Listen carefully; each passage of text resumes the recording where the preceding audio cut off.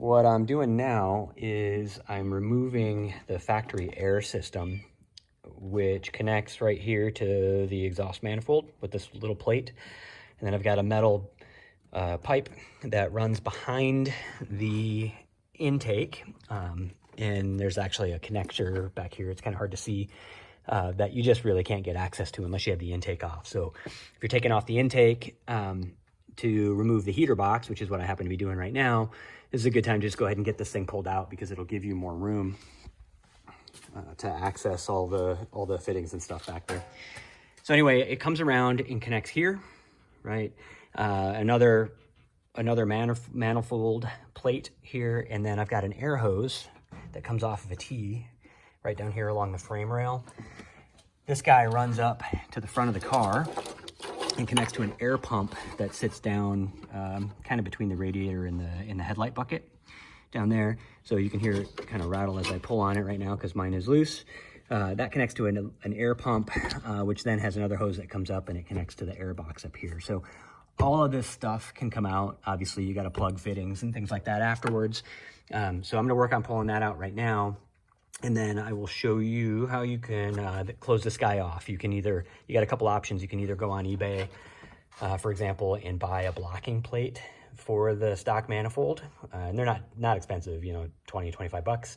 Or you can actually cut off the pipe here and weld this guy closed, which is super easy. And it's what I ended up doing in my first build. I ordered the part and then I got impatient and went ahead and welded the thing closed.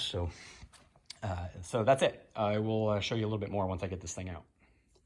I've got the air system completely out now, and I've got one last step, well actually two last steps to do here. So the first one is going to be just to simply cut off the pipes here at the flange on each side, and then I will weld this hole closed, which will basically give me a blocking plate to reattach to the exhaust manifold and close it off.